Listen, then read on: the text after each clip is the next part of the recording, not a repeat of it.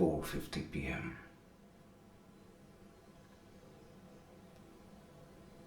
I'm just here, suspended in the liminality of dreams and awakening. Abyss and light. I bob up and down in frigid waters, cocooned in a cage, 1,600 kilometers from Antarctica. Scuba means self-contained underwater breathing apparatus indeed. Each cage is you in your own sensations and illusions. Especially if you are truly trapped in a 12 by 5 feet cage alone. A cage attached to the back of both the Southern Isles and submerged in the waters where the Tasman Sea and the Southern Oceans meet, just with just the top hatch reaching for the blushing sun. Your thoughts and imagination start to give rise to images and shadows of malevolent monsters looking for you amid the crimson darkness, awaiting to pounce any moment. Even if just 5 feet away from the surface and the other humans on the boat, you're isolated from the rest of the familiar universe. All you can perceive are the ethereal images created from your own demons and fantasies, intertwined with what there is 30 feet in front and below of you, and things that may lay unseen. These images play hide and seek with the throbbing streaks of light penetrating the turquoise blue. As depth increases, light decreases, so does colors and contours, and only gray and green and black and silver forms seem to be created and dispersed at the ocean floor from here. As my sinuses begin to hurt, I remember the friends whose kindness got me this far. Steve said, "I know why you're doing it. You want to look into her eyes, to know yourself." Right now I look at my wrist diving watch, and I've been underwater for 40 minutes.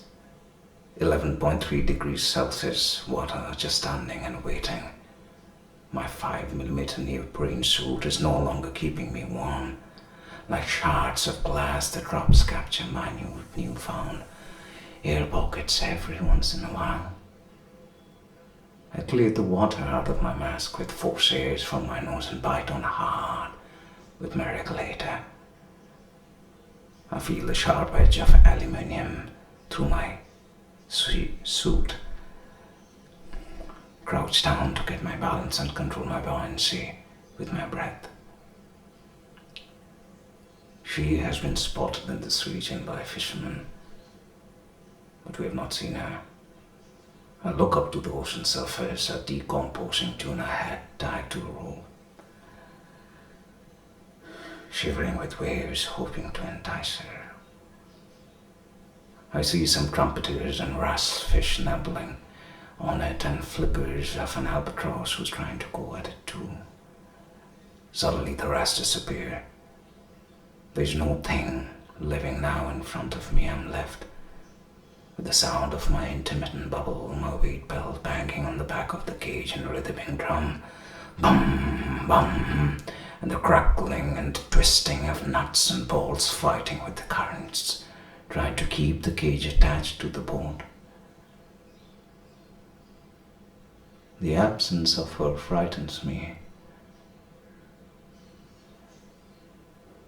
As my heart rate begins to rise, I look for her through all the 3 windows of the cage.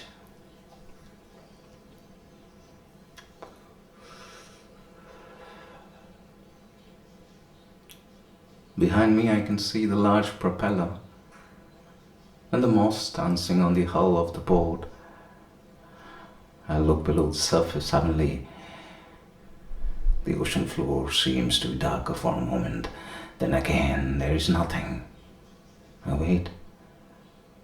I wait as my weight belt keeps on pumping with back of the cage. I look to my left, nothing.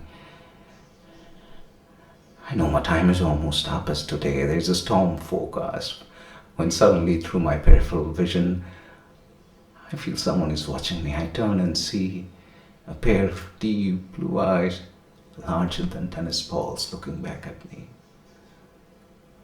For a moment everything is quiet.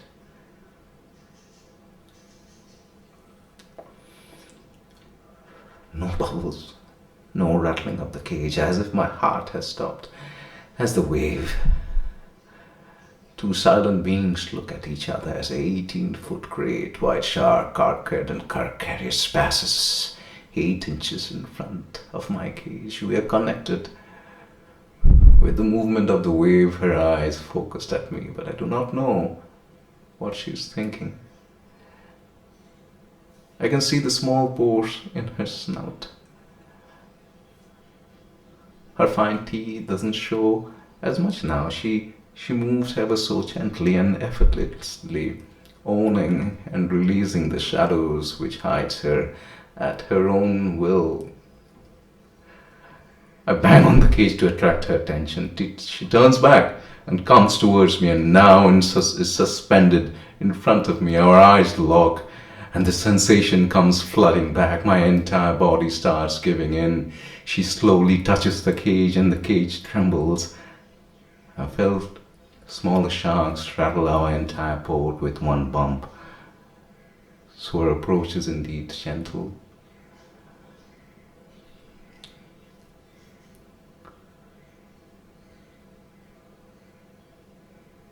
She's not a monster.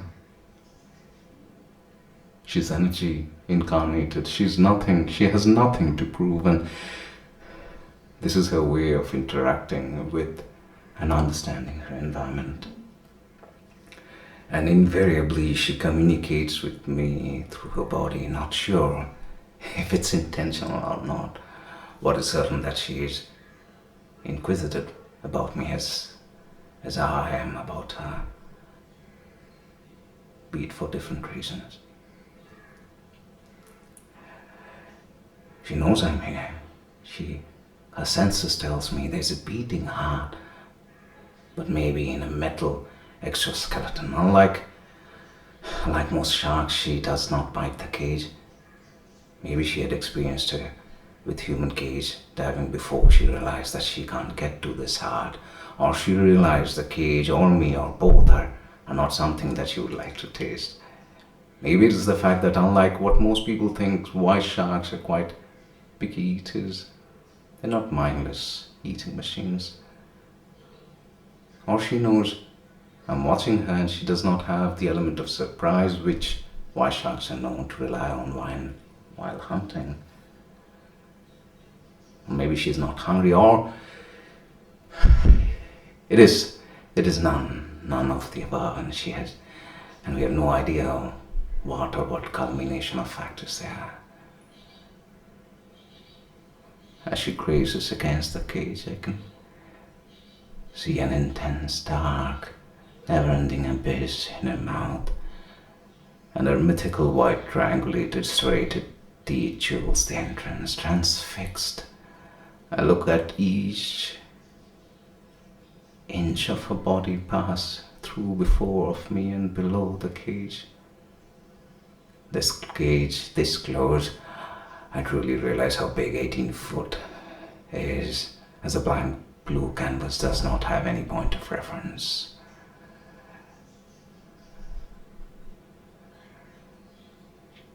Her girth is about 5 feet, more than half the size of the cage. As I see her dark bronze skin pass beneath me, it seems like watching a freight train pass. I look at her iridescent skin,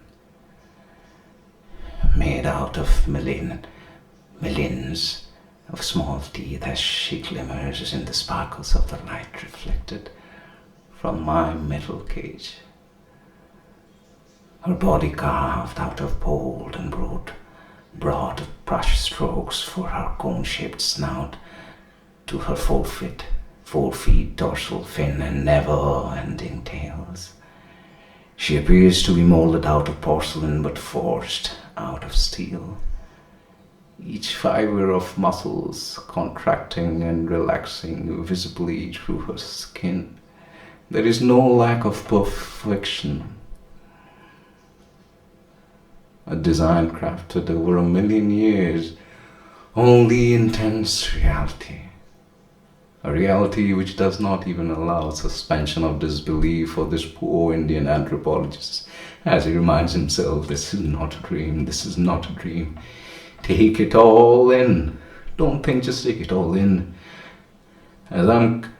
If I'm cursed to perceive the universe only the reason for my perspective, I would like to imagine the meeting with her is pre-designed all through these 1,000,000 years. All of a sudden, at what whim, she looks towards the open ocean, flicks her immense tails, and the force of which jolts my cage, and I fall back. When I look up, she's gone. There's no promise of aggression, neither forgiveness. Only at this moment, indifference. As I keep on bobbing, my weight belt keeps banging on the back of the cage. Bum, bum. I've been underwater for 56 minutes now. I know hypothermia will set in soon, and so will the storm.